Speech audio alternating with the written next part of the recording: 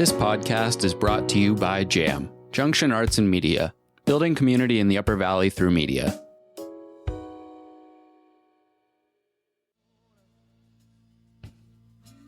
Hello and welcome to another episode of Going to Dismas. I'm your host, Jeff Backus, and today I have with me David, a Hartford Dismas resident, and his stepmother? Yes. Kate.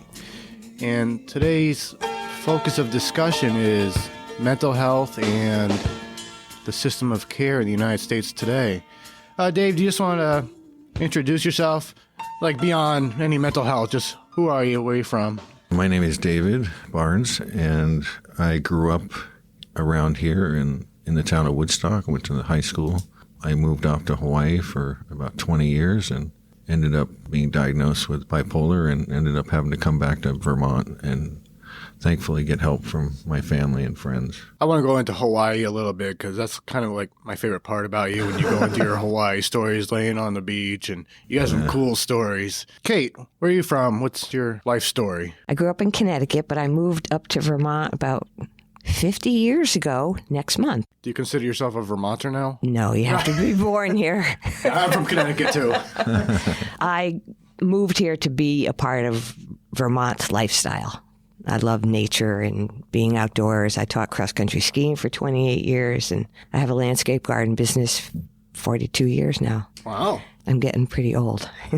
Yeah, so I'm still in the area. Married David's father. We've been together for about 22 years, and we got married just about 5 years ago. So you've known David 20 plus years? I knew him in the beginning when he was in Hawaii for about 20 years. I didn't see him really. Oh, you were in Hawaii that long? 20 years? Yeah. Wow, yeah. I think you came and visited a couple of times with my father. We heard David was having some issues out in Hawaii. He was having trouble with getting up and going to work and depression kind of things, which at the time, that's what I called that. I didn't know what it was. His sister and brother, who live over there still, were trying to take care of him and watch over him and all that. And they were having a hard time with it, too. Just to make this part of the story short, John and I decided that we would have David come and live with us. And that was what we said. It was about 7 years ago. So we could help and see what we could do to take care of Dave. Let's start with it this way. Dave, what's your official diagnosis?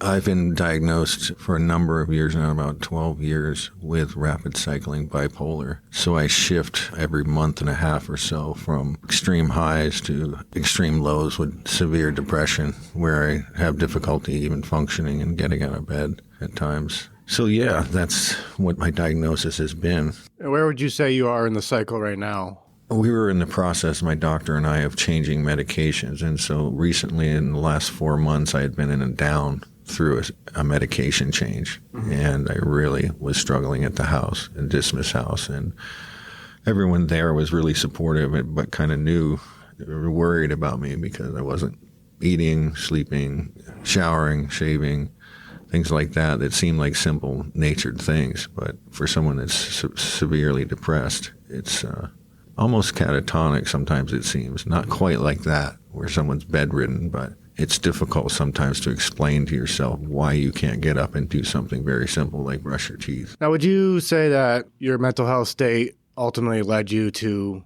incarceration and ultimately dismiss? I would say absolutely. Sometimes I have a difficult time saying that because I don't want to make excuses for my own behavior. But at the same time, if you were to ask Kate or anyone around me, they know me so well that the actions that I took, and this is difficult for me to share, of pulling a gun on two people and holding them at gunpoint is not something that I would normally do in any way, shape, or form. It's difficult still for me to accept that that's really not me. You know, I was out of my right mind. And I think the court actually kind of understood that prior to even being incarcerated. I think from the witnesses that I actually pulled the gun on, and these are guesses because I've never actually spoken to them since, that I had this mental illness, and it led my actions beyond where a normal person would go. At some point, I just want to go through the whole progression of your diagnosis, at what age in your youth that was, and how it was addressed. And Kate, what's your interpretation of how the system responded to David? I guess, at what age were you diagnosed? I was diagnosed at 40. I had said 13 years, but I guess it hadn't been quite that. With major depression. I was at the point, this was the beginning of a very difficult struggle in Hawaii, and I was really slipping and functioning and staying at home all the time, and I ended up checking myself into a psychiatric ward at 40. But at that time, it was only diagnosed with major depression, and that shifted after about three and a half years. I started demonstrating mania and hypomania, which is a minor form of mania, and that diagnosis has kind of stuck since then. When I say rapid cycling, that's kind of been my own diagnosis because of the nature of it and what I've read about it. Not everyone cycles as quickly as I do. Sometimes some people don't cycle but once a year or twice a year. I cycle every other month, or I had in the past till recently, until the med change.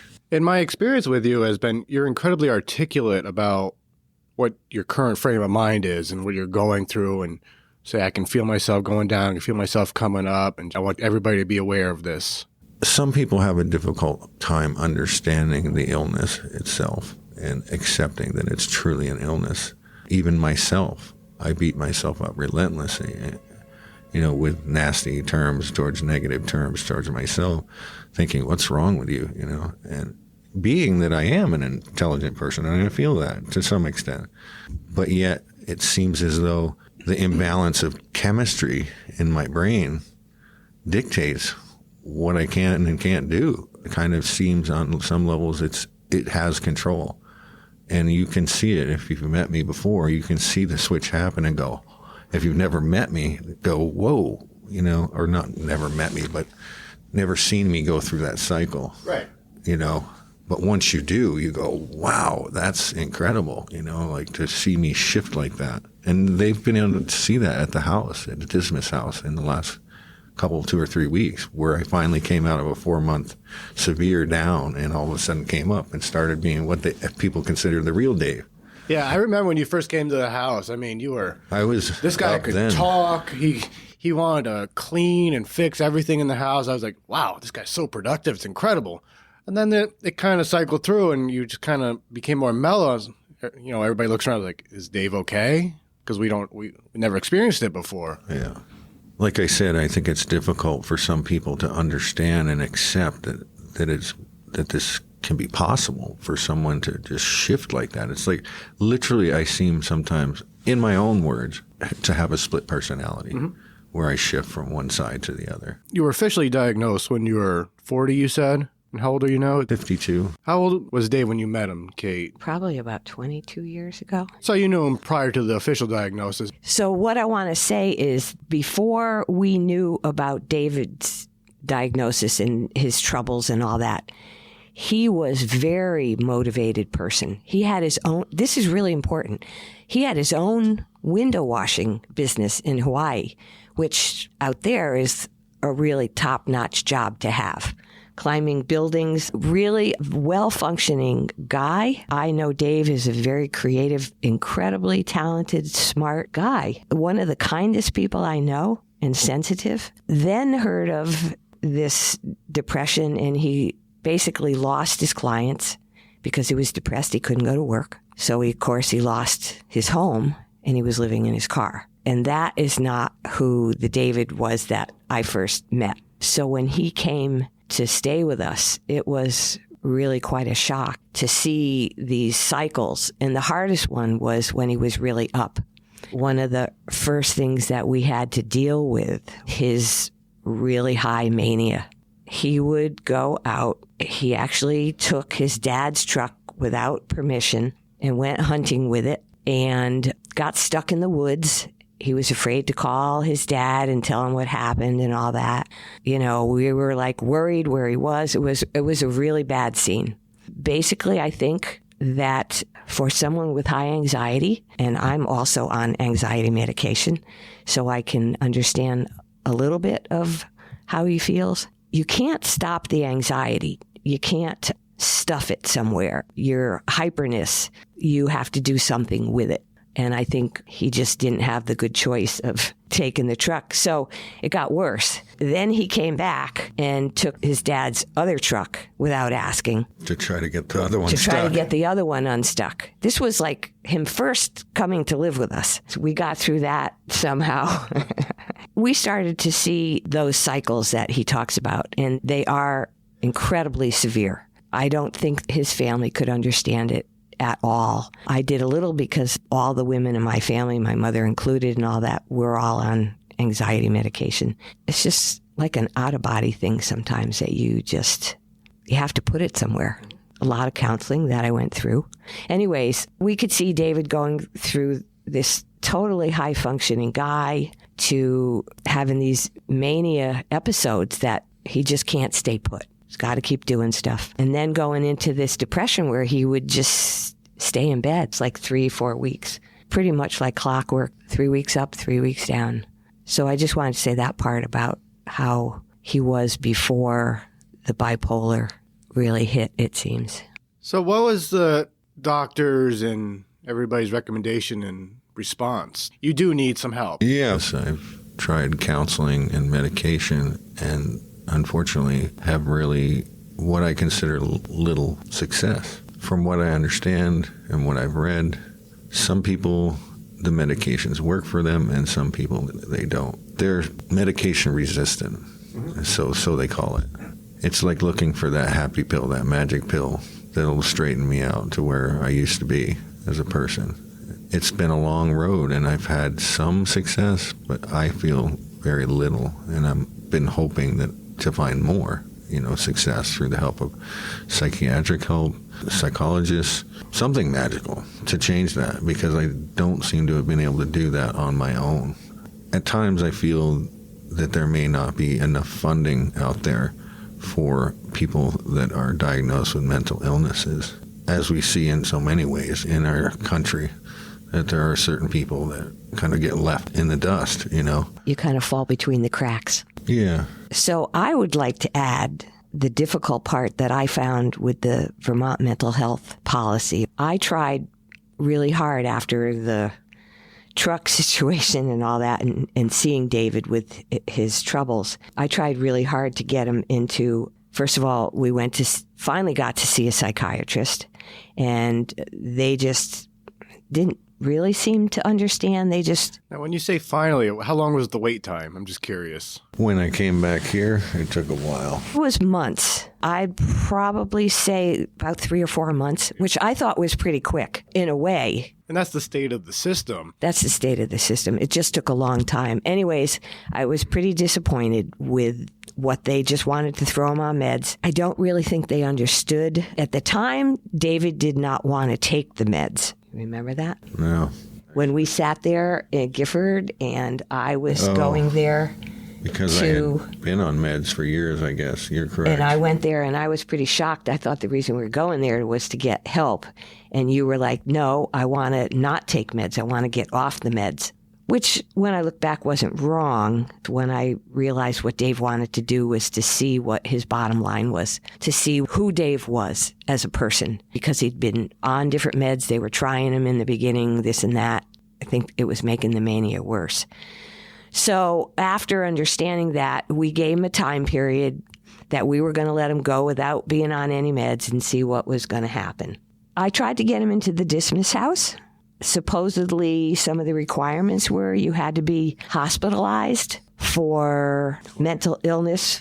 Twice in a year, you had to have been hospitalized in order for them to meet their requirements. And of course, that couldn't happen because For Dave... Dismas? No, To for get into HCRS. Oh, HCRS. Okay, Yeah. I'm sorry. At the time, I heard it was 3 times. Being new to being back in Vermont, of course, he didn't qualify because he was not hospitalized here. HCRS couldn't help him. I actually tried to get him into Springfield Hospital for the mental health part of it to try to get help, and they dismissed him that evening because they didn't feel he was suicidal enough. I was in a manic state when that happened. And that's the issue, is that you can talk to Dave at times when he's down and it does not look good. You can talk to him when he's really up, and that could be somebody who's just wound up people don't see that it's a mania, but if you catch him sort of in the middle, he can function, he can talk. And I think like today, I would say you were probably somewhere in the middle. I've just hit the middle, I think, yeah. And he understands everything that's going on. He can control his feelings. Depending on what state he was in, talking to different people, he got thrown out of Springfield Hospital that evening. His dad took him home. I tried to get him into the Wyndham House, part of the Brattleboro retreat. They wouldn't give me any permission to talk to the psychiatrist down there because I wasn't his immediate family. I'm his sort of dad's wife.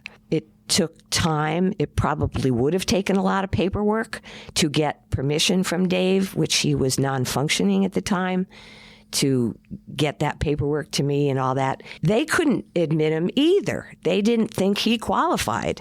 He was highly motivated at the time. I think you were kind of manic because you went out on the highway and hitchhiked home. We were mortified. It was a challenge for us as a family to know what to do with Dave. I was starting to lose it because I didn't know what to do with the anxiety that I can have sometimes. I couldn't deal with it either, so he went to live with his sister.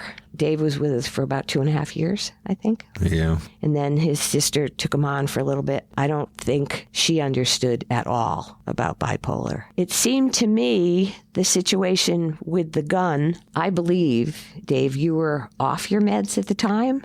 Occasionally, what I know did happen, you would run out of money to get your meds refilled. I don't exactly know. I honestly feel that's what happened. But I know that the situation with the woman there, I don't know if I can say this on the mic or not, but I think she was... I wouldn't identify her by name, but you can tell the story. No, absolutely, yeah. I won't. Not a good person. I think there was a fair amount of drugs in the house. And she was playing both sides, playing David and the guy she was living with. I think for bipolar mania, sometimes the female companionship is really an important part of self-esteem. He had trouble handling the situation with the woman trying to go back with the guy. And I know you told me this one time we were snowshoeing. You told me about her and all that. I just know Dave was in his manic state. That is not who Dave is. Dave wouldn't hurt a fly. And that's kind of what I'm trying to get at. Even before any of that happened, you were seeking help. You're going from hospital to hospital. You find that people are only reactive. He's not suicidal enough for help. He's not suicidal enough. And that was what was making me absolutely crazy, was that no one could help him. I think that, unfortunately, the finances in our country, I really believe there isn't enough money available there to support some of which are state-funded organizations, for instance, HCRS, and I'm not familiar with too many others, but really the funding for someone like me who has lost everything and really doesn't have any financing, it's difficult for me to get into a place. I think there's a lot of people out there with mental illnesses that need the help, but it's just not available. The money is not there to support it. That could also bring up a whole nother issue of people's generosity, whether they're selfishness, things like that. I don't even want to say things like that, but really we're humans, and a lot of times we're out for ourselves, and ultimately we have to take care of ourselves. And I even had a doctor, when I first checked myself into that psychiatric ward, tell me that. He's a 50-year veteran psychiatrist basically told me, you're on your own. You know, ultimately you are on your own to take care of yourself in this world, and that's just the way it is. And that's wild. Yeah. I mean, that was after a couple of weeks or a week or so of talking to him on and off in the psychiatric unit. And yeah, that's bizarre, but... And you can't be the only one. There has to be lots of people out there seeking similar help. What do? What? You have to just try to work the system and follow the rules of what's available, especially if you don't have money in the bank to go out and... What's the saying I want? Out of thin air or whatever. From what I understand, there are many different organizations out there that deal with mental illness, but you have to pay out of pocket. It's not something you can just get covered by the state. And I'm not sure where I stand on that exactly. Sometimes it's like I don't want to be selfish and lazy, and that's what my illness comes across for people sometimes. Who don't understand it. For people that don't understand, it comes across that way to my own daughter and her mother. It came across that way when I was going through this illness. I lost consistency with my daughter, and ultimately now, into this day, I have no communication with my own daughter at 22 years old because she's judged me as a loser and a terrible father and all these things, and that's really not me. Yeah, on the outside, that may look like that because, whoa, you haven't been to work for a month. What's wrong with you? It's very difficult to understand and accept. And I can't point this out enough. I still, to this day, have a hard time accepting this myself because I'm going in my head going, you're a good person. You should be able to do this. What's wrong with you? You know, things like that. But that doesn't necessarily get me up and moving. I don't like to say negative things. So I wish there was more help out there for people like myself. I'm really grateful, actually, after being incarcerated and spending 3 months in jail, that they had a place for me to go, and that was the Dismas house. I want to talk about, the Dismas experience, but I'm curious, how did the facility, the jail, help manage or hurt, I guess, manage your mental illness? I'm not sure you want to know the answer to that. Ultimately, they didn't. I do want to know, and if it's too much, I'll take it out. It took them over 2 weeks to get me medication in jail. So for the first 2 weeks, this is your first time in jail? Yeah, and they wondered why I was blowing up and freaking out in jail.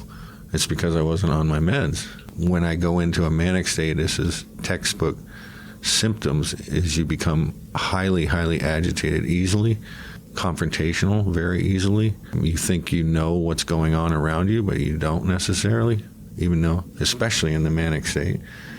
And what's interesting is, from my perspective, I prefer, and most people I believe that are manic, prefer the manic state because it's a happy high.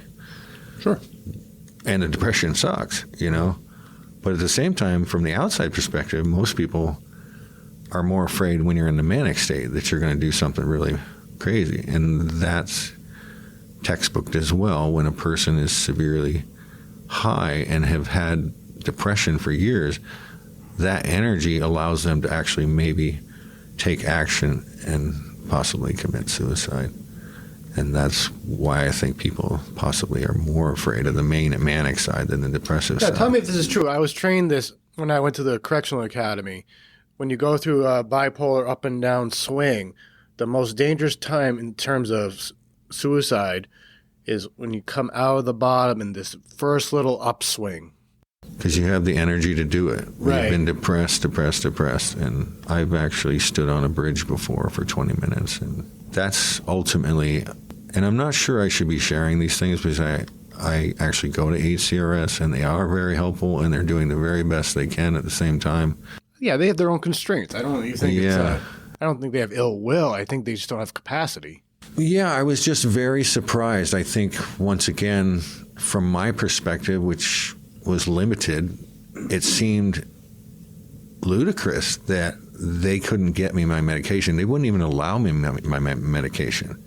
I said, can I make a call and have my medication brought here so I can take my meds? Couldn't do that, which blew me away. I was thinking, wait a minute, you just put somebody in prison that's known to be, mentally ill and they have to take medication, but yet for 2 weeks right, you it's don't documented in your medical records that you take this, you need this.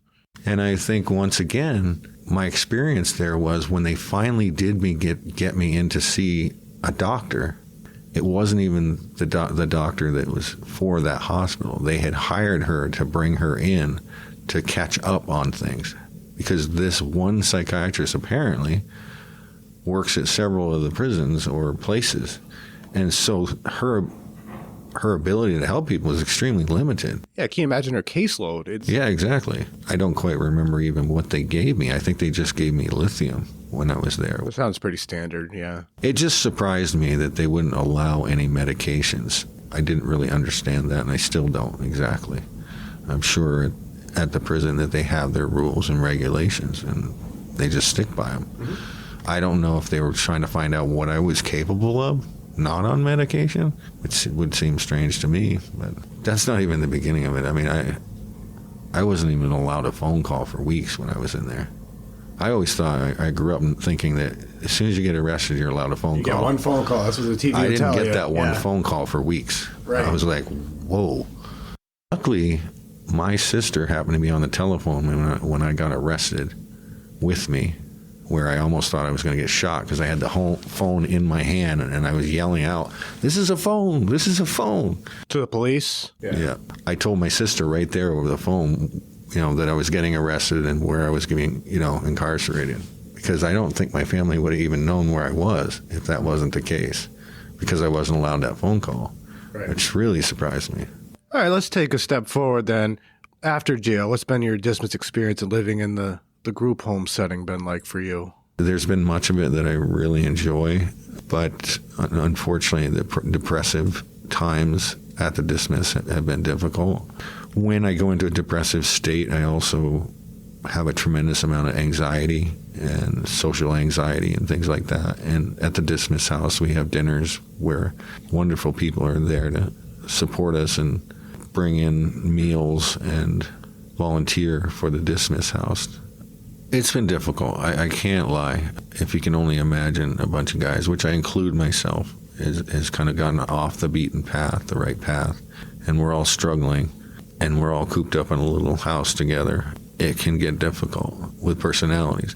But today I was thinking to myself at the same time, how actually, if I think of it that way, how well we actually do get along, surprisingly, within this little house. It'll never be perfect. Yeah. No. But, everybody's got a personality. Okay, what's been your impression of Dismas? Well, I was going to just give Dave a little credit there. What you are doing, getting along with everybody, is a huge lesson in itself. Consideration for the other people, trying to follow the rules of the house and all that kind of stuff. You've done a huge amount of progress, and I'm sure everybody else has too. Just the fact that you are getting along with everybody else. I mean, some people can't even get along with their families. I think you should pat yourself on the back for a lot of that. What I see, I think the Dismas house was a real godsend. I can't say enough about it. One of the things that his dad and I have seen is probably the most important part with bipolar is stability. We've seen that there was times when his dad had to go in the hospital for a couple of things, and you would kind of lose it. You had nobody there for you who was the disciplinary. You respect your dad. You and your dad are a special connection, I think. Without him being there for Dave, he seemed to lose it. And I've seen it at least 2 times and maybe more. So I think the Dismas house has given him stability that reduces the high anxiety that he can have, knowing that he doesn't have to worry about where he's going to stay or what food he's going to have or what he has to do. And I see without that, I don't honestly think that you might be here today. Would you agree? Does the stability help you get through your ups and downs? At least you have, that same expectation. Volunteers are coming every night at 6. This is happening. You know what I'm saying? Yeah, I think that whether I like it or not, I think the structure is probably helpful for me, even though ever since I was little, I never really liked structure. I'm an artist. My heart of hearts, I'm an artist. And so I don't like things to go the same way. I get bored. I think that the Dismas house has definitely given me that sort of structure because there are rules. I mean, kind of not like quite like being in jail, but it's structured for sure. Yeah, there's expectations, sure. Yeah, and we have chores to do, and we're supposed to follow certain rules. And in some ways, at 52 years old, that's hard to swallow. I look at myself and go, wow, how did I get here? But that's judgment again, and I constantly do that to myself, and I try not to, but because we're all human and we all make mistakes, and the structure for me of the meals every night and having to be there has been a good thing, like I said.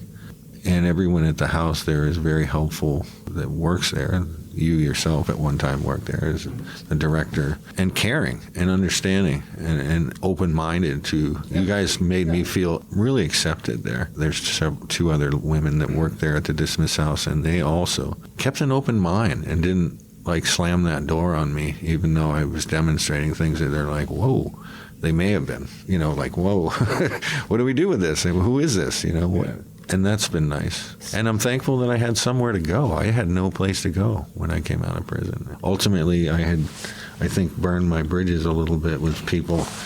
And I didn't mean to. It's just, I hate to do this. I don't like to blame the illness. We just didn't know how to deal with it. What is your most positive memory of Dismas, the single experience? Oh, snowmobiling. Yeah? I actually had a really good time a couple of weeks ago, yeah. I just want to elaborate a little bit on that. What was the weekend like? I was there, but our listeners weren't, so. Well, the Dismas house was nice enough yourself, and I guess you set this up originally, to rent a home over near Round Top Ski Area and go snowmobiling in that area. And we all had our own room. It was a nice house. They had a hot tub there in the middle of the winter outside, which I went in several times. And I think I started it. You were the first one in, yeah. And everyone didn't really want to do it. And then I was like, I'm going in, because I had done it before. And when I was like 17 or 16. I don't know exactly why the snowmobiling really kind of was a lot of fun for me. I should know, because I remember when I first learned how to snowmobile when I was younger, I loved it, and I had never really had the opportunity again until now to do it. And I'll tell you why I did it. We've never done a winter trip like this before. And through, my 5+ year tenure at Dismas, I've noticed in this little lull of winter, when everybody starts getting their seasonal depression, they just want it to be over. That's when I've struggled the most with people behaviorally, with their addictions. I've always struggled there in, the February, March time frame. So I said, let's plan a getaway for everybody. Let's kind of freshen it up and kind of push through to the warmer weather. So we planned this getaway, 2 nights away in a house and snowmobiling. It gave the house just one more positive experience that they had in common. Just brought them just a little bit closer. And that was my goal. And would you argue that it was successful? I think so. I absolutely think so. As a matter of fact, I think we've got a really good group of guys in the house right now that seem to get along. And it hasn't always been that way. There's been ups and downs with people disagreeing and whatnot. But there's never been any physical violence, and that's the wonderful part. And not really any yelling and screaming or anything like that. Just verbal disagreements between different guys. We're a bunch of guys, we don't always get along. That's going to happen. I mean, you put anybody around each other long enough, there's going to be arguments. And that's part of it too, I believe, is that a lot of us are kind of contained to the house, and because they may not have a vehicle or whatnot, and it's difficult to get out and do things. And so to be cooped up with a bunch of people, it can be difficult. I've had that experience in Europe, trying to go camping with a friend of mine for a couple of months, and within 2 weeks, we were at each other's throat because we were with each other constantly. Right. And then you take a lot of people that are in transition, not necessarily stable or adjusted quite yet, and things are going to happen. You're going to have arguments. At the end of the day, it's a good thing. Now, I'll tell you my favorite Dave story. Have you told Kate the mustard story? Oh. I don't think so. I don't believe so. And I think it was like July of last year. We went camping, and Dave was there. The whole group was there. And it's about 2 a.m., and I'm laying in my tent, and I hear, ooh. I'm like, what is that? I get on my tent, I see this one other resident, and he is just squirming around in pain on the picnic table, knocking things over. And I see David coming out of his tent, and it was wild to me. I didn't know what was happening. His legs were completely locked straight. At the end of the day, what happened is his legs had completely cramped up. He was an older resident. His legs completely locked straight. Severely. Yeah, and he was in pain. I said, I'm going to call an ambulance. And the guy in pain said, no. And then David, he's like, quick, rub his calves. So I'm like, okay. So Dave and I are at 2 a.m. rubbing this guy's calves, trying to help him get out of pain. This is too good. I already taken my sleep medication, so I was a little in a daze myself. No, I'm gonna call an ambulance. And David goes, no, this is why my father keeps mustard next to the bed. He goes through all our camping food and finds the yellow mustard. And he goes, here, eat this. And this poor resident, squirming in pain, he's squirting mustard on his hands, licking it off. It was everywhere. It was surreal. I didn't know what was happening. So after he has mustard all over his face, my God, it worked. 10 minutes later, less than 10 minutes, he was joking around, smoking a cigarette by the campfire. He went from in complete agony to joke around because of the mustard. And had Dave not been there, I would have never known this. I would have called the ambulance anyway. What was that like for you? I mean, that was... I don't know. I think everybody must have thought I was crazy when I said, give him some mustard. Yeah, and I was like, try it. Give him the mustard. He must have been like, try it. I think he probably said to himself, give me anything. I don't care. Oh, exactly. I'll try it. I have to say, I got that off the television from I think it was Dr. Oz, one of those TV doctor guys, because my husband was having leg cramps all the time. It works. It works like it must be the vinegar in it, the acid in the vinegar or something, but it works really fast. And that was just like the coolest moment of camaraderie. I saved the day. Somebody else knew something I didn't that could help. I mean, we're all in this together. I thought that was really cool. That's a great story. That's a great story. It kind of brings a thought into my mind when you're bringing up the camaraderie. And I like your goal was to bring us closer together. And I don't know, I've never been good at allowing other people in, especially groups of people, maybe one at a time. Over a period of time, I can get close to somebody, but I see where you're coming from. It's probably been a good thing to be able to connect with these guys. Yeah, I mean, and that's why I do the trips. I accept them for the way they are, so hopefully they've been able to accept me, which is ultimately kind of interesting if you think about it. Here's these guys that have been in prison. Most people's picture of being in prison is these big tough guys beating each other up and bloody and murder and drugs and this and that, and it's nothing like that. But then there's these guys that come out of prison and are at Dismas, and they're actually trying to be nice. They're trying to get along with each other. That's pretty amazing in a way. And that's why I do those trips. When you get to Dismas, what's the one thing everybody has in common? Everybody was in jail at one point. Most of them, almost all of them. Let's find some new things to have in common, some shared experiences, something just to give you a little zest for life, something you can relate to each other over. And it's been successful for me over the years. I'm not in the house anymore, but that was my plan. And I think it worked. I would agree. I think it does work. For the most part, I haven't seen anybody that didn't try to get along with everyone else in the house. I think each one of them, in their own way, has their troubles, too. I'm not saying mental illness, but they have their own stuff going on emotionally. Yeah. And they're having to deal with that and deal with you as well, and your idiosyncrasies, if you will. Interestingly enough, and this is how powerful this illness, if you will, is that when I'm in a down, my perspective on these things completely shifts to a more dark, negative perspective. Whereas when all of a sudden, when I come into the up, all of a sudden I can see the positive side of things. Changes perspective, sure. Yeah. Where is David headed? What's the long-term hope in terms of managing mental illness? What's the next steps? I'm not sure. I know I'm working right now. I'm back at HCRS. I think I changed the subject as I was speaking earlier about HCRS, is that at one point I did stand on a bridge of all things Quechee Gorge for 20 minutes or so. I did not jump off, obviously. But I shared that with the counselor who I did have at HCRS at that time. But they did not allow me to have their psychiatrist prior to that. But after missing my meeting, this was on my way to the meeting, I stood on this bridge. And I skipped the meeting with my counselor. But the next time I told her what I had done. And the next thing you know, somehow they got me in to see her psychiatrist. I don't know how, but she went and talked to her. On the verge of being too late. Kind of sad, yeah. That's what I'm saying. The whole system's very reactive. Doesn't help anybody, before. I hate to say anything negative about the HCRS because they really are working hard to try to help as many people as they can. And they just have these guidelines that they're, what's the word I want, stuck to. That's their rules because of the financial situation or for whatever reason. But I believe it would be mostly financial. They just don't have the funds to provide another doctor to cover all their clients.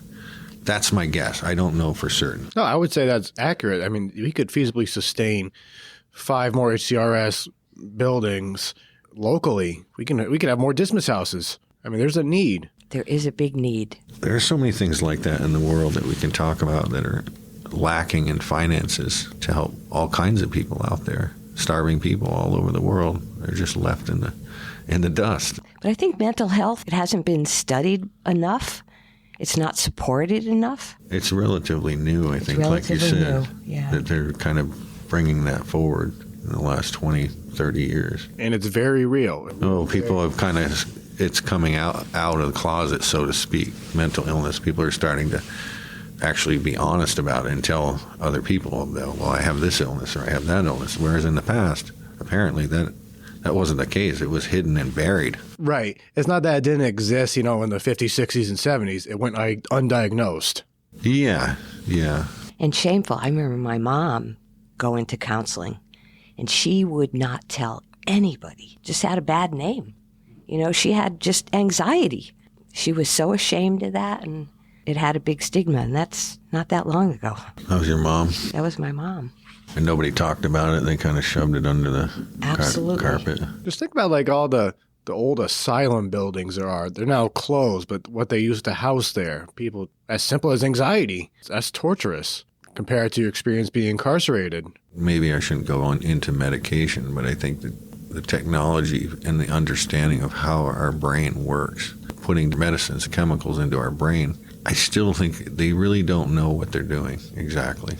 Even the medications, from what I understand, that they have found, some were experiments for other illnesses, and they found out it worked somewhat for this. I keep hoping for the magic pill that'll just fix everything. I'm not sure that it will ever actually exist. Do you think that's what it'll be at the end of the day, is going to be just a medication that's going to help you most, as opposed to therapy or anything?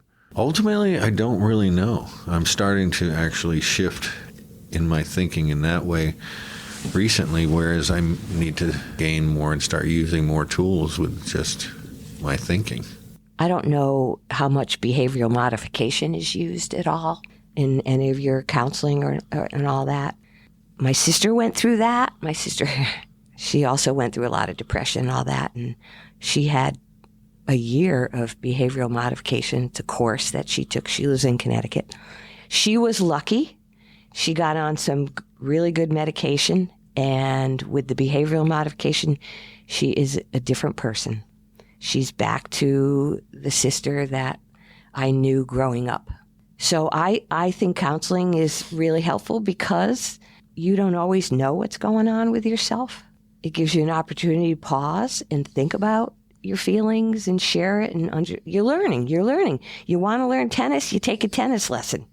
You want to learn about yourself and how our brains work, you go and talk to a good therapist or counselor. I think it's helpful for all people with issues or just learning about yourself. Do you, either of you, have advice that you would give to somebody who is seeking help and is just, they're not getting it. They're not getting the help they want, and they don't want to wait till it's too late. What advice could you give to them? I would say, they really just have to be patient and accept the system the way it is.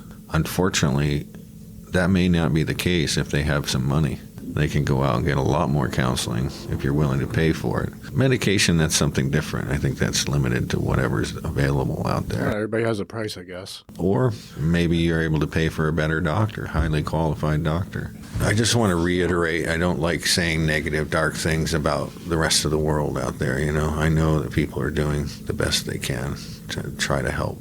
I think being patient has its place, but I feel very strongly you need to be an advocate for what your needs are. Unfortunately, a lot of people don't understand that, but I think if you can't try to seek help, somehow your family, your friends, someone who can be an advocate for you to try to work with you or speak for you. Because it's so new, I think you've really got to stand up for yourself. You've got to fight for this, getting mental health help, being, I guess, an adversary for mental health. I think people need to be heard or it's not going to change. Yeah, you have to be patient with the system the way it is, but don't settle. I would definitely agree. You have to be an advocate for yourself. And you're right about that, because when I'm going through the depressive cycle myself, it's very difficult for me to be an advocate for myself, but I need to be, especially if you don't have anyone to do it for you or help you. Or when you didn't really understand your mania times. You couldn't understand why that was really wrong to just take your dad's truck without asking. I think you stole a few vehicles because we grounded you from using any vehicles, and you just went out and took a few. You didn't understand that, and that's where your friends and your family who know what you are usually like and can tell when you're out of order and need help. I think I've gotten better really about important. it. I've learned a little You've bit. learned a lot. Yeah. You've learned an awful lot. So I guess that's what I would have to say for people who are struggling, is to talk with their family or friends, and they can reflect like a mirror of what they see is happening with this person who really needs help. How you go about doing it, that's still an issue, I think, but talk to anybody. Talk to your family doctor. Talk to a friend who has a friend who knows the counseling. Definitely call HCRS if you can. I think they're wonderful. Just don't give up. Thank you for listening to this episode of Going the Dismas. To learn more about Dismas of Vermont, visit dismasofvt.org.